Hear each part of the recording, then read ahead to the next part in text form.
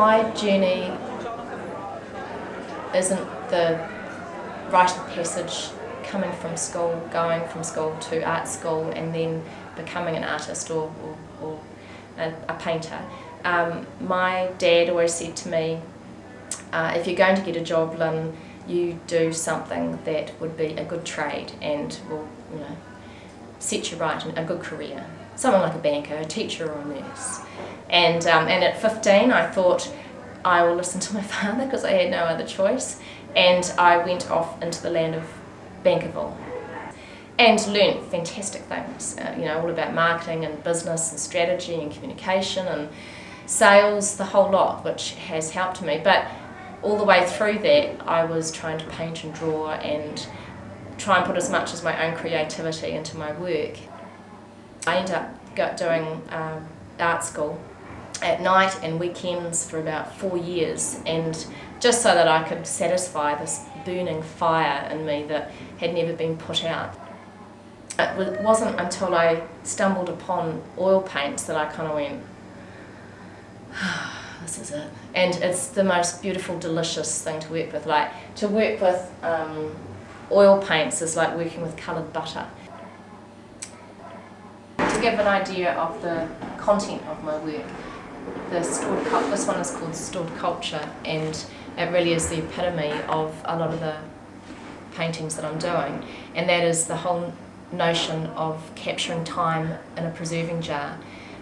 Preserving jars being the thing of my generation that my mother taught me how to preserve, and then her mother had taught her to preserve. So it was a rite of passage of passing on the learning of how to preserve for that time. Like, you guys have been working on mind mapping a whole lot of ideas and then throwing down a whole lot of stuff and then trying to work out some meaning and where you're going to take the next ideas further.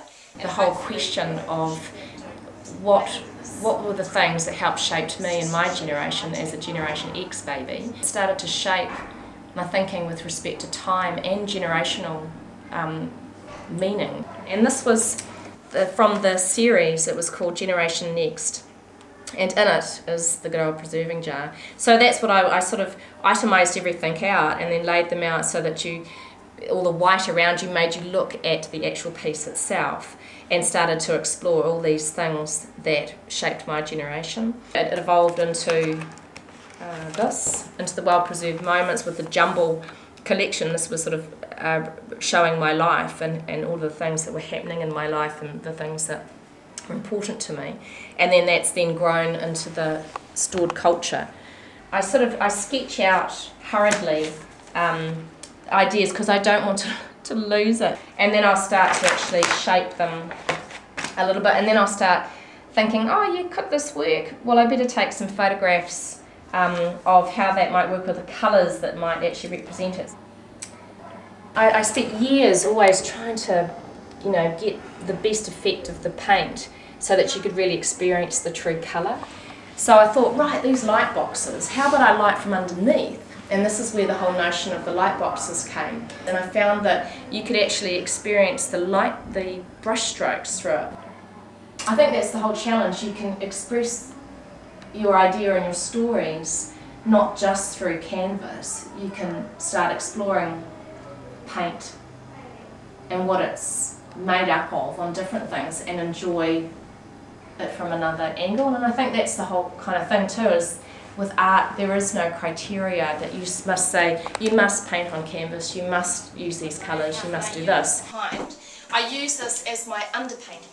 Oh yeah. So what I do is it just takes the whiteness away from the canvas, so it's not so stark. What I've loved about being here is that it's been nice to verbalise a lot of the ideas, and as you're progressing through the work, I've really enjoyed having that conversation.